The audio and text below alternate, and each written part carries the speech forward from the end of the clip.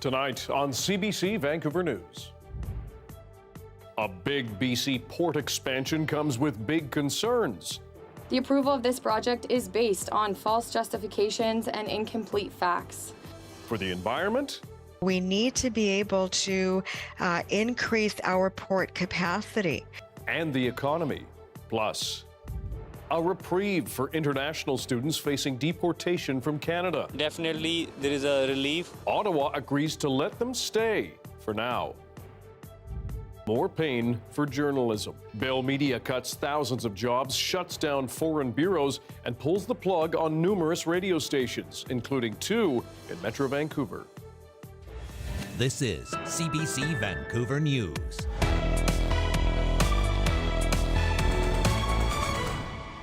Good evening, I'm Dan Burritt. Anita is on assignment this week. The Port of Vancouver says it is disappointed by a recent global ranking that called it the second least efficient port in the world.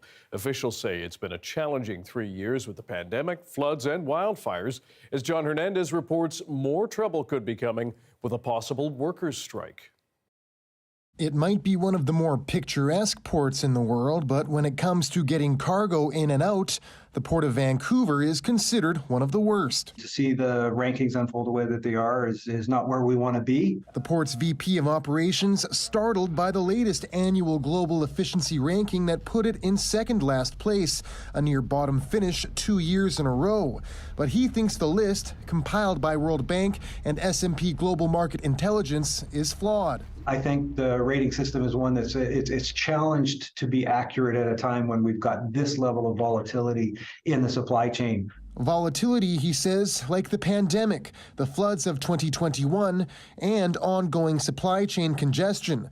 Still, port leadership is promising to climb those ranks through expansion, including the recently approved Roberts Bank Terminal 2 and an increased footprint along the Burrard Inlet. I'm optimistic that the things that we're doing and with some restoration of kind of a more, I'll call it normal supply chain operations, our ranking will be restored to where it was pre-pandemic. It's on the same point that we used to be year before. Truckers say they've heard those promises for years, while inefficiencies have meant fewer available slots to unload or pick up at the terminal, alongside longer waits to get in and out. They only emphasize to get the new terminal or to get the expansion, but what's going on the terminals, they're not working on it.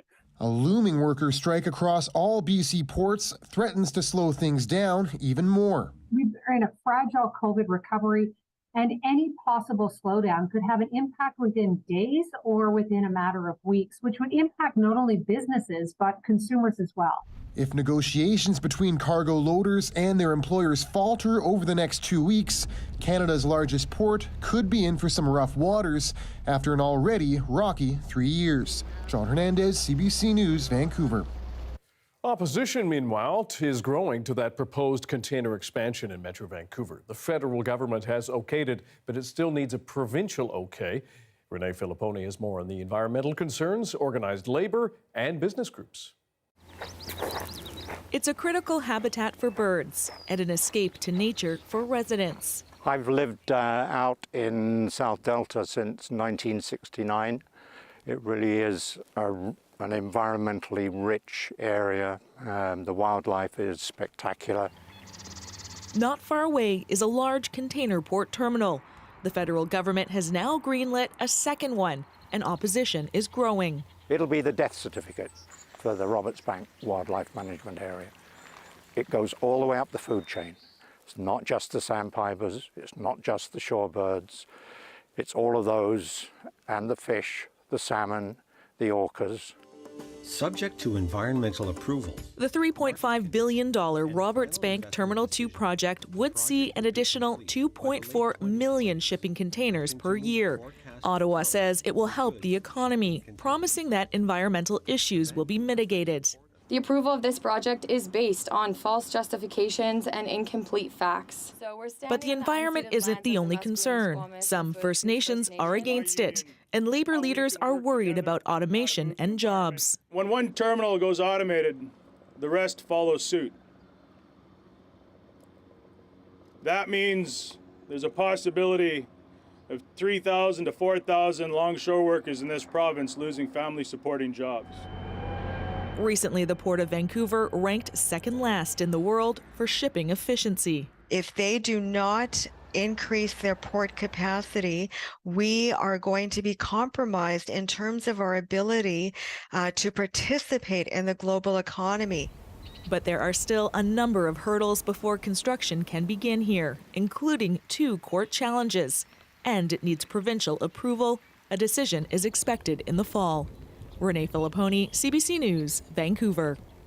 Medications that help treat opioid use disorder will soon be covered under the province's medical services plan. Starting June 6th, the BC government says methadone and Suboxone, which manage opioid withdrawal symptoms, will be available to anyone with an active MSP plan.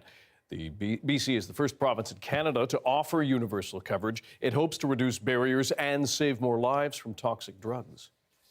BC's 911 operating system says the number of emergency calls so far this year has already surpassed the volume of calls during the deadly heat dome of 2021.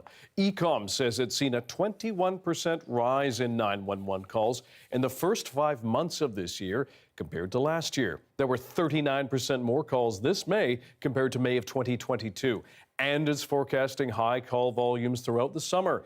Emergency dispatchers say extreme heat and wildfires have historically played roles, and the return of pre-COVID activities are also likely contributors. They're urging you to help keep 911 lines clear for emergencies only. An elementary school track meet in Kelowna last week has turned into a battle now over gender identity. And as Brady Strachan reports, the local school district has banned a man for allegedly accosting elementary school students with anti-trans messaging. The incident happened last Thursday here at Kelowna's Apple Bowl Stadium. Grade 4 girls were lined up, about to take part in a shot put event. Friends and family were in the stands, eagerly anticipating the competition, when one man stood up and allegedly started to question the gender identity of Heidi Starr's 9-year-old daughter. I said, "Sir, that's my daughter you're pointing at. She's a girl. She has every right to be competing here."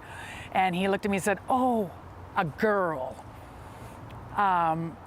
insinuating that she wasn't a real girl or what have you in his mind. And I said, no, she's a girl. She is a girl.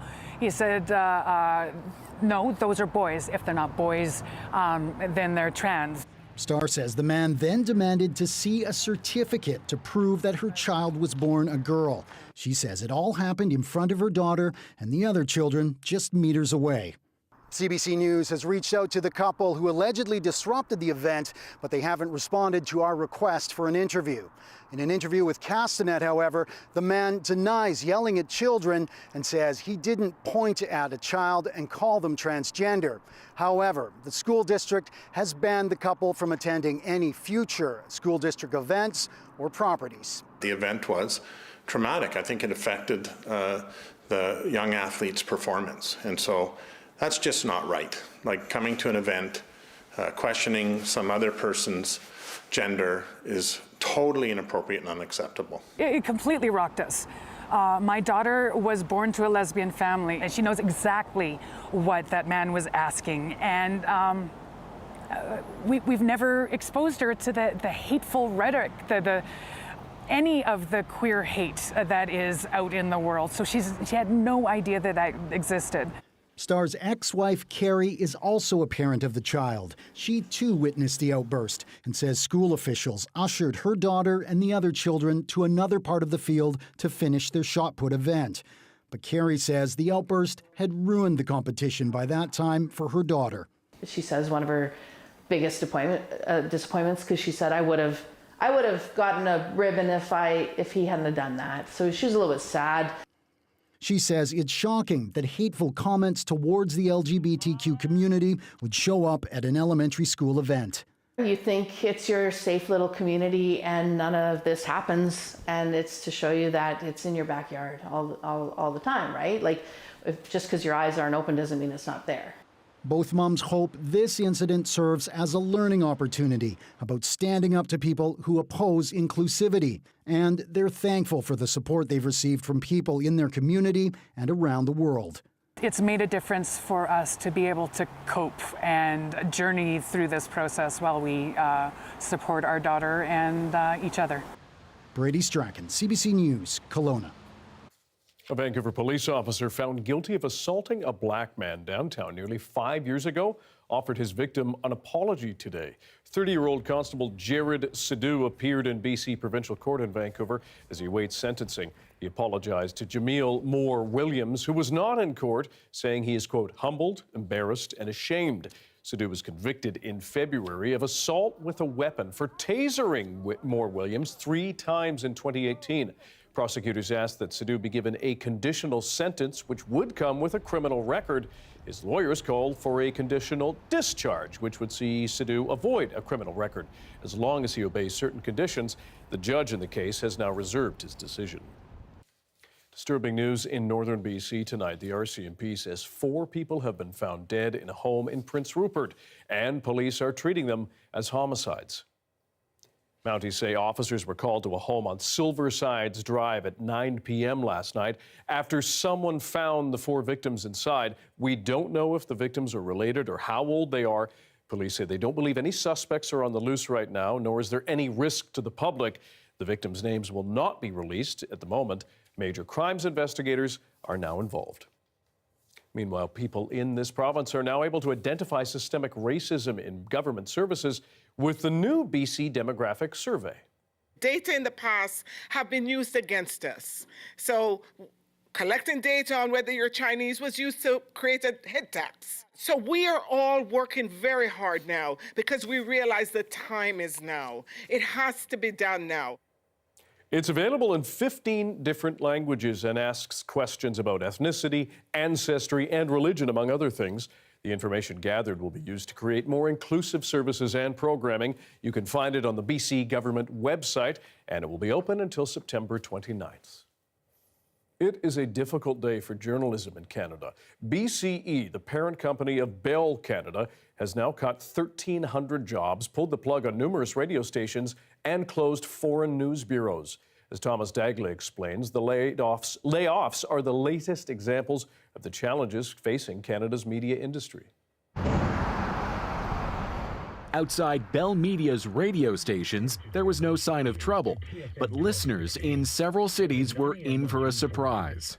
CFRN AM 1260 is off air. Amid declining revenues, the media giant says it's shutting down or selling 9 stations from Vancouver to Hamilton, just as Bell Canada's chief executive told staff of significant reductions at all levels, with plans to cut 1,300 positions across the company. I think you're losing a lot of local news, and sports news is news. They're not making money, and the listeners have moved. The listeners have moved to podcasting. A live look from Ottawa. Bell Media runs multiple broadcast news outlets and intends to merge more operations. Among them, CTV is shutting down its news bureaus in London and Los Angeles, with correspondents Danielle Hamamjian, Paul Workman, and Tom Walters all abruptly let go. We keep hoping that companies will choose to lose money to provide us with the news, and you know that's just not how business works. Bell Media says its news operations lose $40 million a year, the latest sign of an ailing industry. In recent months, journalism giants Postmedia and Quebecor each announced dozens of layoffs. And they're all responding to the drop in advertising, and a lot of that advertising revenue has gone to Google and Facebook. The federal government is targeting foreign-based tech firms with legislation demanding they compensate Canadian outlets for reposting their content. I hope we can hurry up and also have Bill C-18 in place, which will ask the big players to support our journalism industry. Ottawa hopes that bill will breathe new life into Canadian news media. As for Bell, it says it can't guarantee there won't be more job cuts to come. Thomas Dagley, CBC News, Toronto.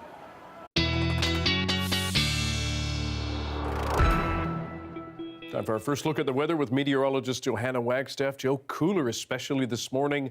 It was quite pleasant, actually, and we need it. Very pleasant, yes. We need it right across the province. Nice to feel the cooler temperatures, few showers, some breezy conditions. That's the story almost right across the province. And yeah, it's not going to be enough to turn things around when it comes to our drought and wildfire situation, but a really nice setup for a couple days reprieve from such an active start to the season. This swirling low over Alberta also producing, I should mention, a tornado on the ground right now between Calgary and Edmonton.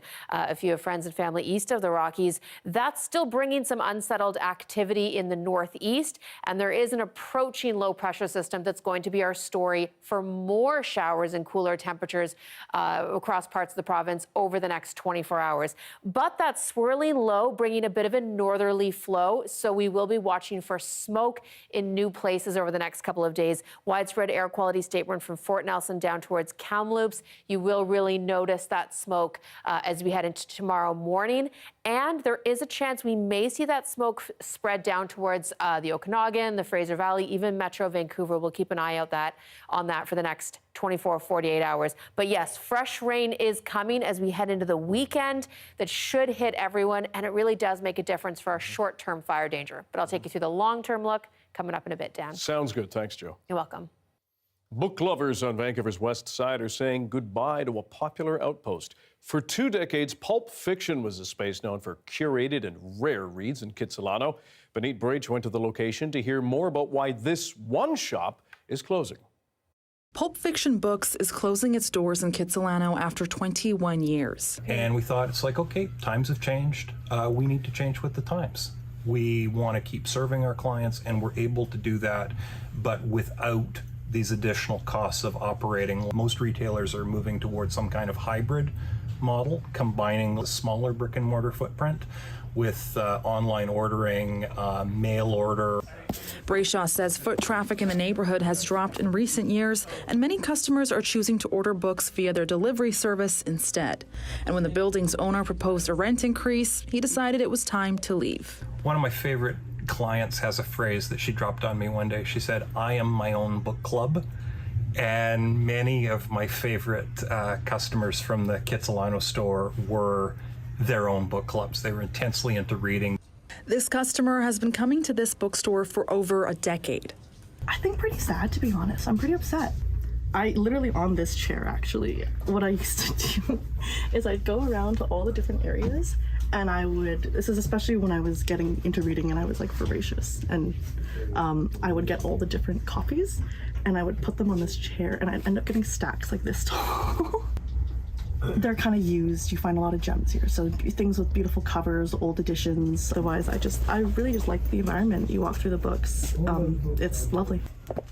And as these shelves empty, Brayshaw says there will be no layoffs and staff will relocate to other locations or work on special orders. Benit Brach, CBC News, Vancouver.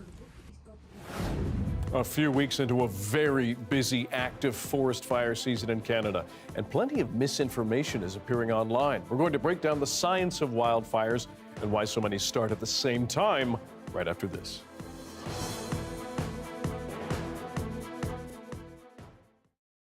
Hello to everyone watching our commercial-free live stream tonight. Thanks for being here.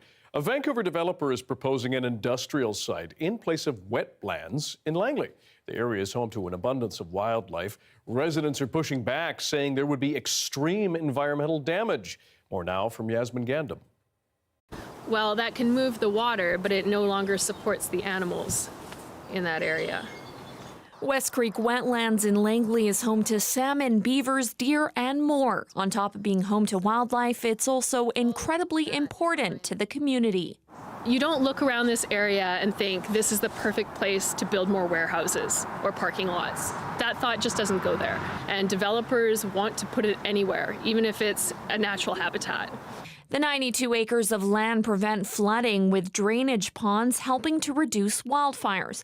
The proposal by Beatty Group calls on the township of Langley to rezone the land from a golf course to industrial use and stormwater detention facilities. But environmentalists like Kirk Robertson say even making ponds deeper will cause damage to wildlife like coho salmon. This is spawning ground, and it's very troubling when you look at the report that went from staff to council, where they don't even indicate that there are water courses here that are fish bearing. In a statement to CBC, the township says a public hearing will be scheduled for Monday to attain feedback on the proposal. Langley Mayor Eric Woodward says council hasn't voted yes yet and adds the application considers preserving nearly half the wetlands, 55 acres, as part of the West Creek watershed. It may sound generous to be, donating to the township for preservation, mind you, only after they've mucked around with it some more. But given what the past history has been, it's a false appearance. These concerned residents and environmental activists are doing what they can to preserve what they call a historical landmark in Langley. Protecting our watersheds is not a one and done deal. We cannot rely on legislation and higher levels of government to do our job. It's up to us as community members, local officials, to do what's right and protect these lands. The group will be sharing their feedback at the council meeting, hoping the wetlands can remain a source of environmental protection. If the project is approved, the township would receive $14 million in community amenity contributions from the Beatty Group to be used for construction of recreation facilities, parks, and other public spaces. Yasmin Gandam, CBC News, Langley.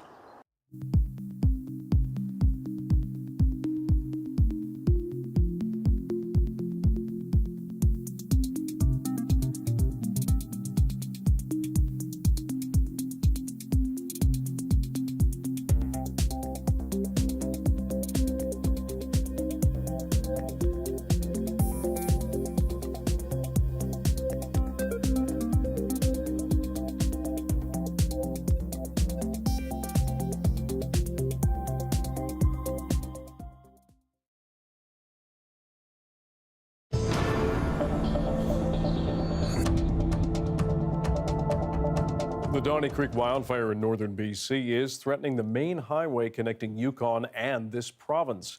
The Peace River Regional District says an evacuation alert is now in effect for a section of the Alaska Highway as the fire has crept within 2 kilometers of the road at one point.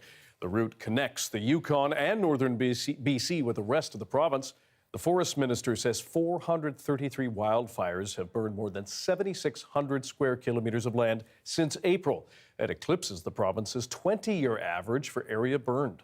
The 20-year average for this time of year is 306 wildfires and 18,000 hectares. So the 20-year average is down here, and this season is way up there.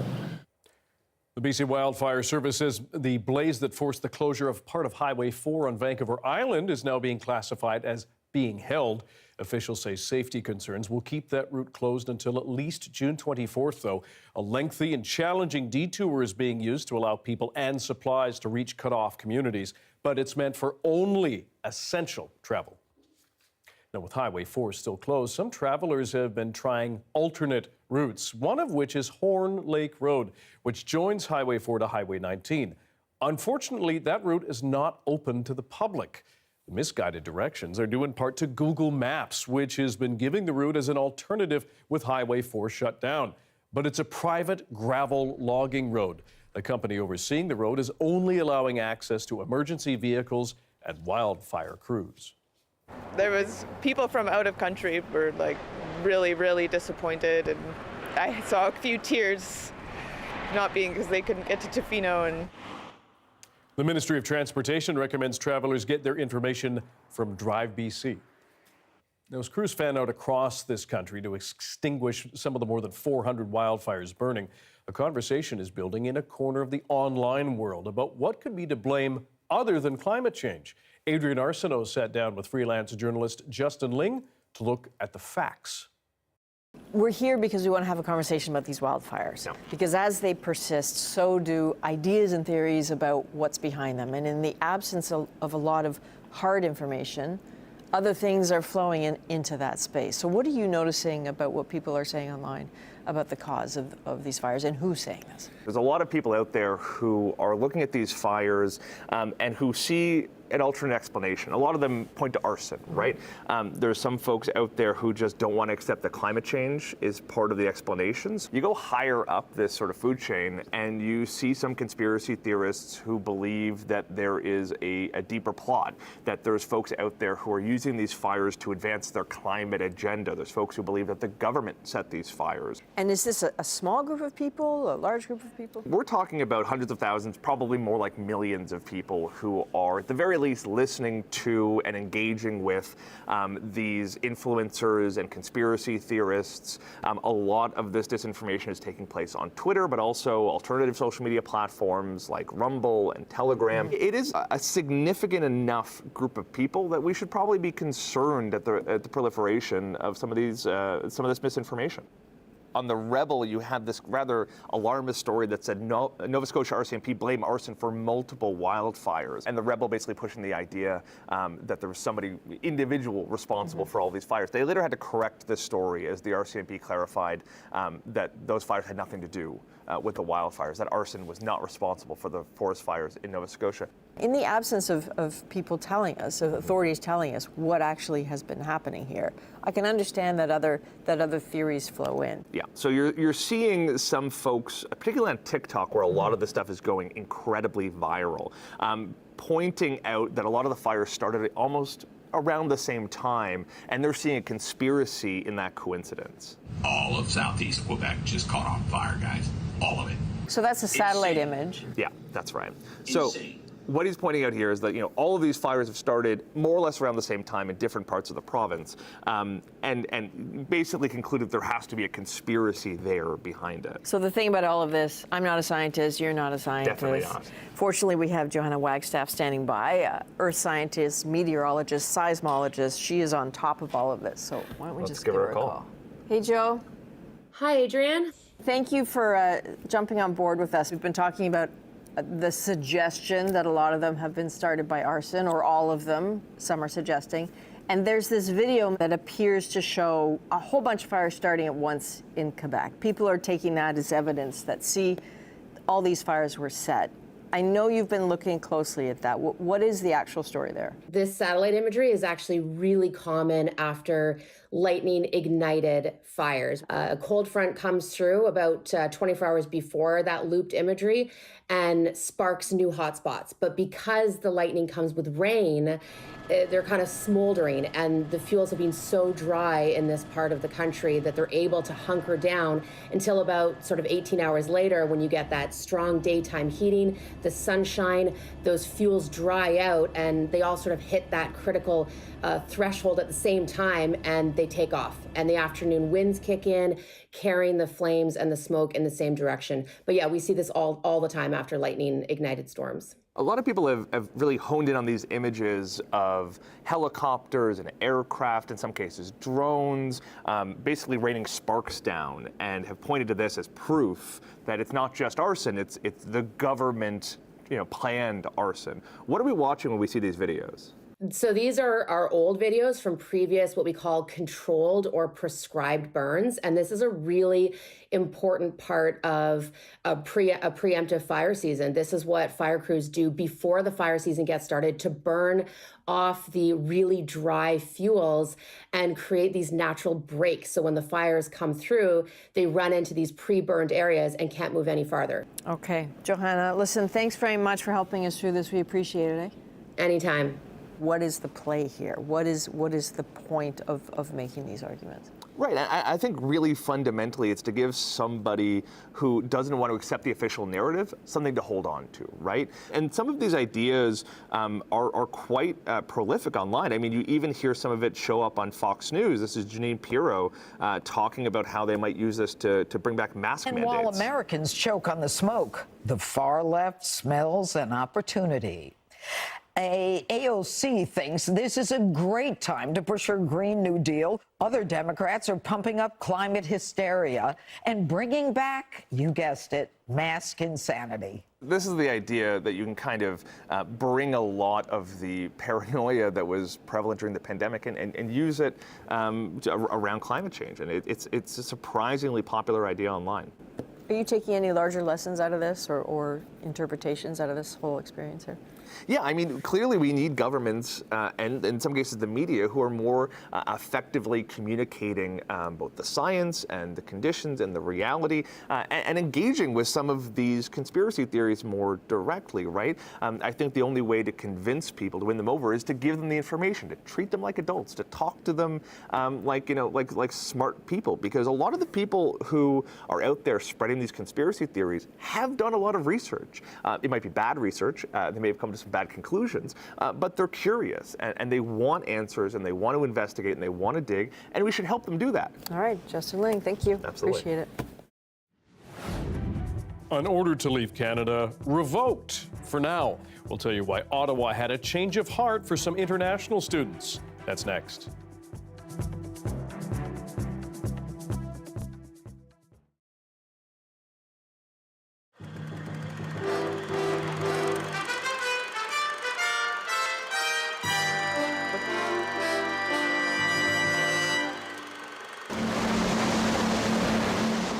In the waters off Deep Cove, Jeff Marliev is on the hunt. A senior scientist with the Vancouver Aquarium, he's casting his net for jellyfish. Jellyfish are beautiful. They make a great display, and this is the easiest way for us to do it. They're doing it in style, aboard a luxury vessel dubbed Aquarius. Its owner is the semi-retired chairman of a paper manufacturing company, at a time when industry and the pollution that often accompanies it is blamed for contributing to the deterioration of coastal waters. The owner of Aquarius is donating the complete use of his yacht on a regular basis for marine research along the British Columbia coast. Frankly, it's something that was a natural thing for me. I've lived here all my life, and my hobby has been fishing and then scuba diving for many, many years. He's provided a vessel for aquarium research for 8 years. This new one is bigger, more stable, and more high-tech than the last, allowing aquarium scientists to study local marine life like jellyfish more easily. The research can sometimes have benefits that go well beyond aquarium walls. Aquarius is an interesting animal because it turns out that a protein extracted from aquaria in the 70s is what made testing human blood calcium possible. You never know when some kind of marine life is going to provide an answer to a human medical problem. The debate over the value of keeping marine mammals in captivity has subjected aquariums all over the world to intense scrutiny and criticism, and they are under increasing pressure to demonstrate their relevance. Just grab that lower line. After working in aquariums in Seattle, New York, and Hawaii, the new director of Vancouver's aquarium says Vancouver has long been recognized as a leader in education and research. Now, he says, other North American aquariums are following that lead. We used to be just places where you went and looked and saw, and that was great in the 60s or the 70s when even scientists didn't understand jellyfish, for example. The first jellyfish ever kept in an aquarium were in the late 70s in Seattle. That's not very long ago.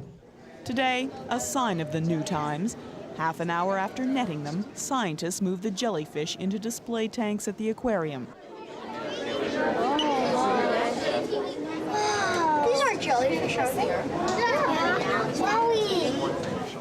The education has begun. Kelly McClugan, CBC News, Vancouver.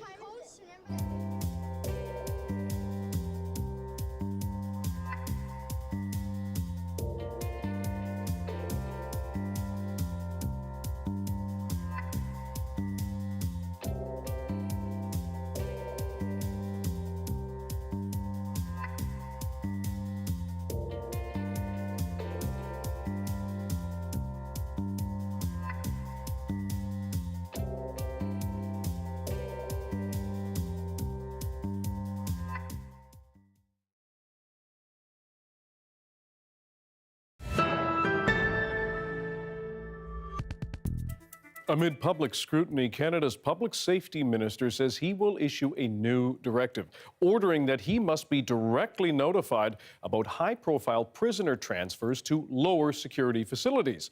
It comes a day after CBC News revealed that the minister's staff knew about serial murderer Paul Bernardo's transfer 3 months in advance. Ashley Burke broke that story and has more from Parliament Hill. the public safety minister in the official opposition's crosshairs. He lies and lies and lies and lies. Conservative leader Pierre Poilievre says the minister has to go. It is time for Marco Mendicino to resign.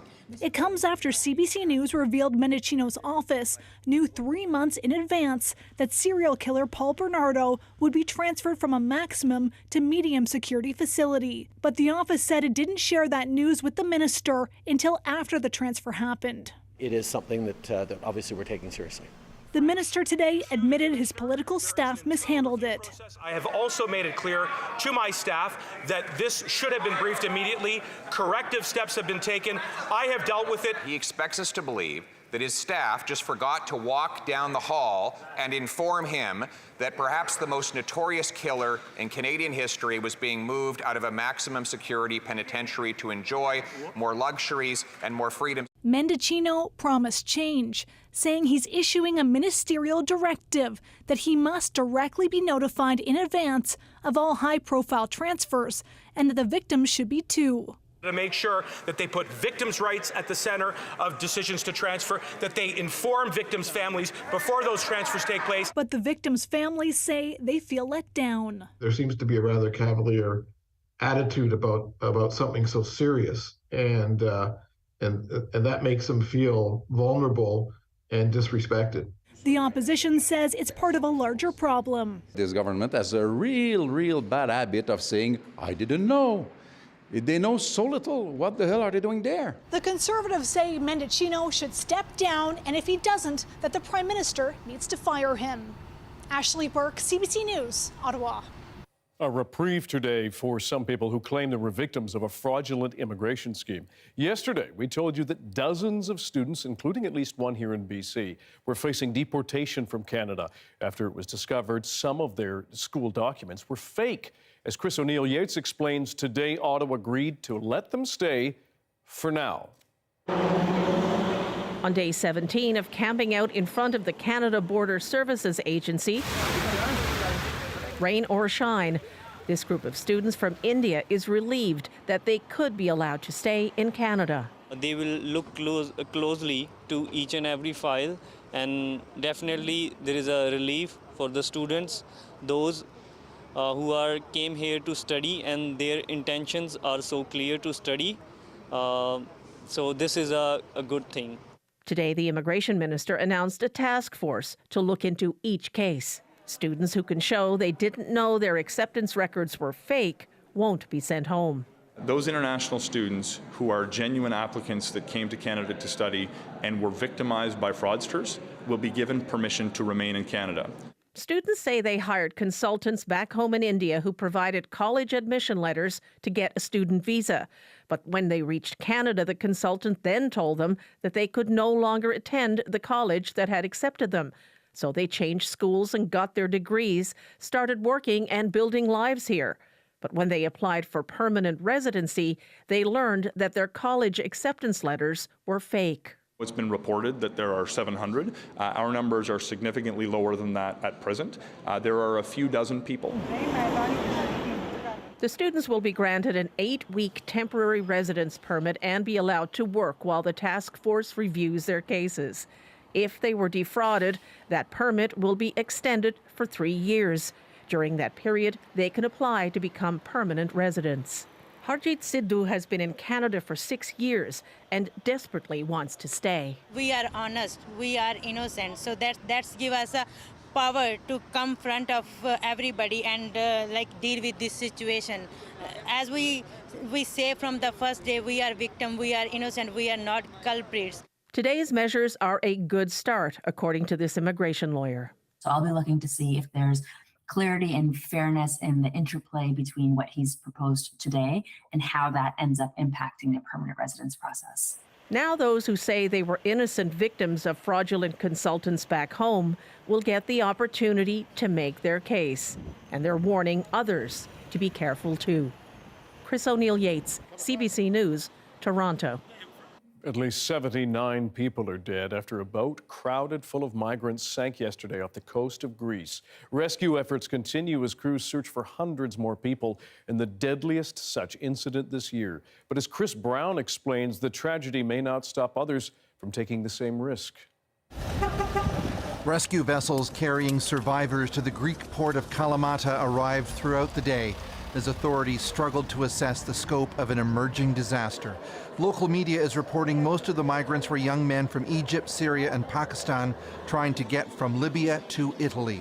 In two photographs released by Greece's National Coast Guard, the roughly 30-meter-long vessel appeared overloaded, with people standing or sitting anywhere they could find space.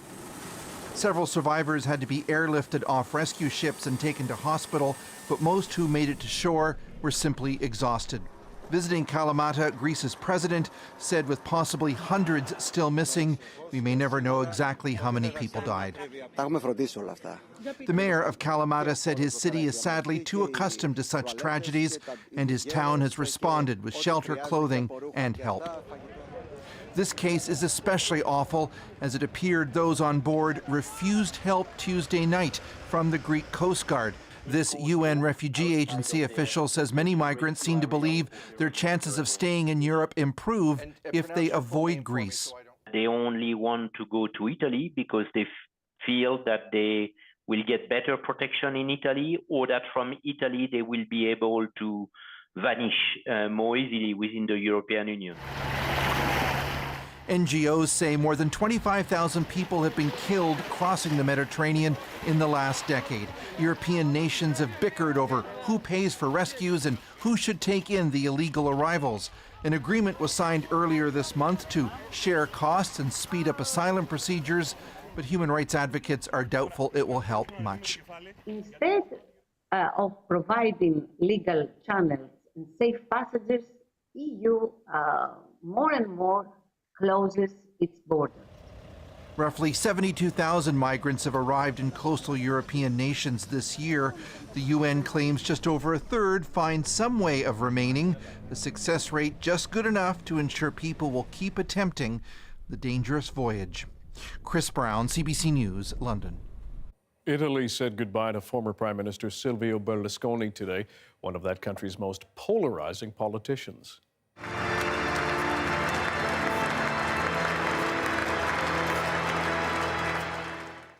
The billionaire died Monday at the age of 86. Thousands gathered at a cathedral in Milan for a state funeral, but some were not paying their respects. The media tycoon turned politician leaves a complicated legacy. He was one of Italy's longest-serving prime ministers, but his time in office was plagued by sex scandals and allegations of corruption. Turning to Russia's war on Ukraine now, for Russian civilians who opposed the war and fled, including to places like Turkey, the future is looking increasingly uncertain. As Briar Stewart tells us, their welcome in that country is starting to dry up. On the streets of Istanbul, this group is promoting a fundraising event. Please come to our charity fair to help Ukrainian kids. It's being organized by some members of the city's growing Russian community who are trying to find a way to speak out against a country they left. Nick, who didn't want us using his last name, hands out flyers too. But when the police show up to see if they have permission, he quickly slips away down a side street and returns a few minutes later once they're gone. So why did you leave the group? Oh, because I have any problems with documents. Yeah, this was a stressful moment. Russians make up the largest group of foreigners living in Turkey with short-term residency permits. There are about 150,000 of them. But there are more whose permits have been rejected and are trying to figure out where to go and what to do. They told me that I was denied, and so I didn't expect that. Albert Sarkisian fled Russia in the fall. As a person who served in the Russian army, I had a big risk of being mobilized. He's living in Turkey illegally, but with few good options, he's staying put for now and trying to develop a network and give back. He's part of a group of recent Russian emigres spending a Saturday picking up garbage on an island off the coast of Istanbul. This outing is called the Subotnik, a Soviet tradition of contributing to society by doing volunteer work. The majority in this group have permits to live in Turkey, but most left family behind. Some, like Denis Aganorov, had to leave jobs too. There is a ton of uncertainties right now for me and for my loved ones, and it doesn't seem that the amount of those uncertainties will become lower. And then there are their complicated feelings about Russia. So, of course, I'm frustrated, like almost everyone, because it's unbelievable war between Ukraine and Russia, real war. No one here plans to move back to Russia anytime soon, but they also aren't sure how long any of them will be able to stay here. Briar Stewart, CBC News, Istanbul. As wildfires burn across Canada, those tasked with extinguishing them face a new challenge, a lack of air support. More on our aging fleet of water bombers right after this.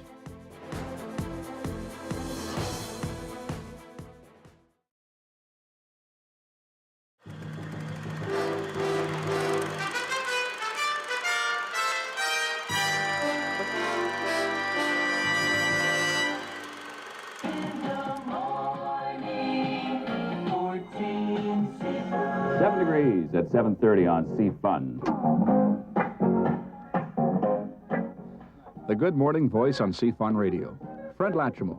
He's a star, always has been, and probably always will be.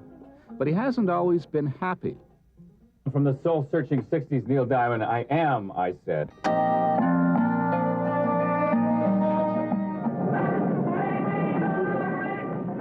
Years ago, Fred was very much part of those soul-searching 60s. I had cancer, and it was, tough go. I was going to finish off what cancer hadn't unless I straightened out, 6 years ago, Latrimore went through his second divorce. But I had problems with alcohol and, just was leading a fairly, bankrupt life in a lot of ways, 5 years ago, he ended another important relationship with booze. During those 20 up and down years, one love stayed constant, his love of the microphone. Here's a good song by Jonathan King called Everyone's Gone to the Moon.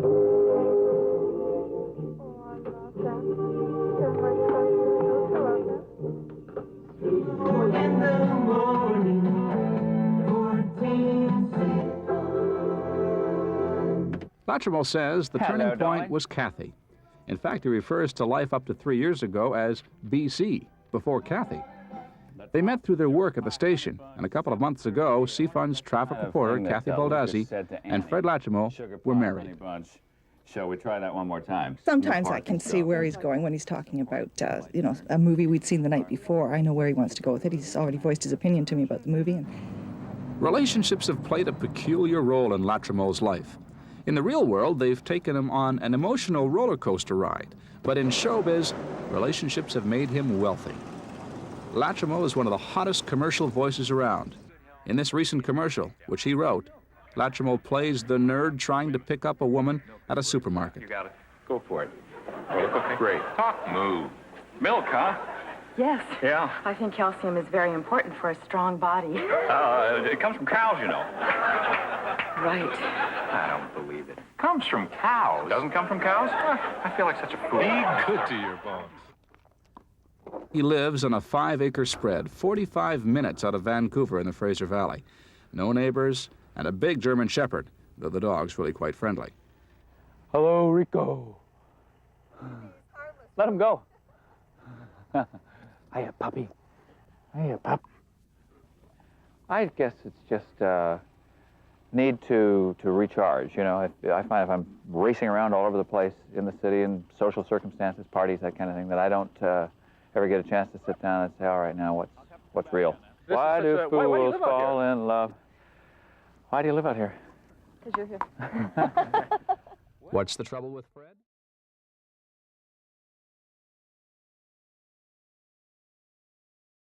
Land Back is a CBC original podcast where we uncover land theft in Canada and look at how Indigenous people are taking it all back. Land Back is out now on CBC Listen or wherever you get your podcasts. The unprecedented wildfire season has greatly tested Canada's firefighting resources. And if what's happened so far is a warning of what's to come, experts say the country's fleet of water bombers is not prepared. As Jayla Bernstein tells us, they believe more planes are needed and fast. The fires came within a couple kilometers of this remote hamlet in northern Quebec. A lucky change in the wind spared Clova. He says more water bombers could have controlled the flames sooner, but the province had more fires than planes. It was forced to leave the firefighting to ground crews. Just one example of how the worst wildfire season of the century has tested Canadian resources. I would suggest that this is a taste of the future. What's the worst that could possibly happen? Well, double it, because that's what's happening. CBC News reached out to every province and territory to get a tally of Canada's water bombers. Its core fleet is about 100 dispatch-ready planes, all government-owned or contracted long-term and shared as needed. But experts say this arrangement doesn't work so well when fires rage from coast to coast. When you've got fire of this scale, there definitely isn't enough. Plus, the fleet is aging. Some Canadair water bombers are 40 or 50 years old. These older airplanes need a lot of TLC, and they need a lot of work and a lot of maintenance, and they're much more expensive to fly and maintain. He says even with regular maintenance and refurbishing, the fleet needs upgrading. If this is going to become the new normal, we have to rethink the Canadian firefighting fleet. One answer could be the next generation of Canadairs. De Havilland says they'll roll out from a new plant in Calgary starting in 2027. But the first 24 are promised to Europe. And so far, no orders from Canada. We'll learn from our experience in here and when we make future investments to make sure that Canada has the capacity to respond. For now, U.S. planes are swooping into the rescue. But the changing climate means that future wildfire seasons are more likely to strike both countries at once. All the more reason for Canada to start thinking about becoming more self-reliant. Jayla Bernstein, CBC News, Montreal. Meteorologist and pilot Johanna Wagstaff joins us now with the forecast. Joe, safe to say flying a water bomber, rather specialized job. Oh yeah, mad respect to water bomber pilots. It is so highly choreographed. You know, I once had a chance to talk to Command Central out of Fort McMurray when they were organizing the water bombers there, and it's like a chess match with the pilots really sort of leading the front lines on where the ground and the air crew need to be attacking. So yeah, that's it's a whole different ballgame. Mad respect there. But I do want to start out with the fire danger rating. Water bombers, firefighters alike getting a bit of assistance, as we mentioned earlier, with the rain and cooler temperatures. This is a snapshot of today's fire danger rating, and you can see the greens and blues across the southeast where we had rain yesterday. It's amazing what just a bit of a cool down, higher relative humidity and a bit of rain will do. But this doesn't last long with the kind of dry fuels and drought conditions we have. So I expect to see some greens and blues across the north with the fresh rain coming over the next 24 hours. But the thing is, this will continue to flip over to orange and red with the kind of long-lasting dry fuels we have this season. A couple days break, though, will mean everything. Also want to just show you a snapshot of the smoke dispersion model across the country.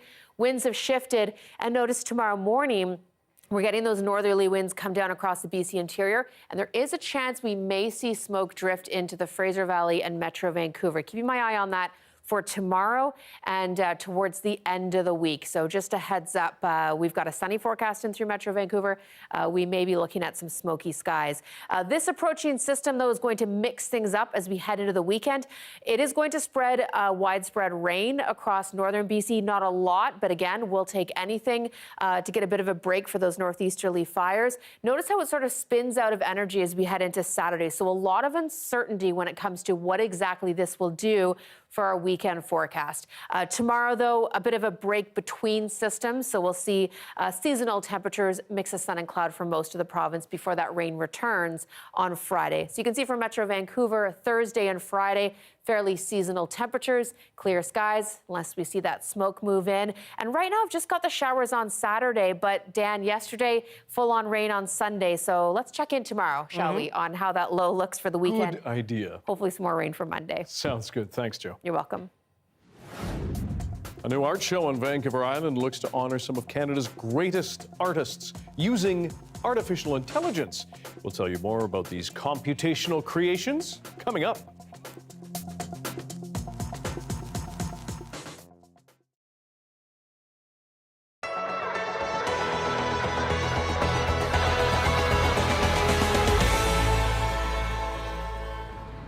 It's a quiet day at the Outreach Centre, but neighbours worry about this property, which is owned by the province and helps people dealing with homelessness and addictions. This city councillor says he gets calls almost every day from concerned residents. It's just been an unmitigated disaster. People don't feel safe in their community anymore. Clients in the Outreach Centre are interfering with their peace and tranquility. Mitchell Tweel says police spend too much time here. City police say they're not always called, but sometimes make visits to be proactive. The province is also providing funding for 2 new officers who will focus on safety here and other locations used by people experiencing homelessness.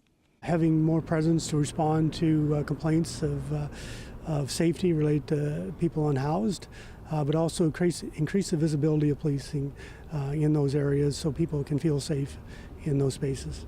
About 700 people use the centre.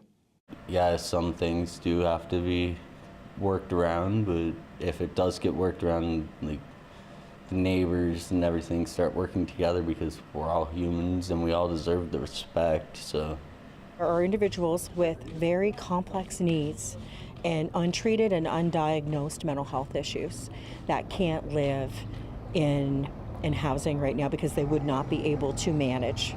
Roxanne Carter-Thompson says they're trying to make it better for neighbours. A fence was extended and they're sharing more information with residents about their work. But they also agree this location is not ideal. Sandwiched between 2 schools.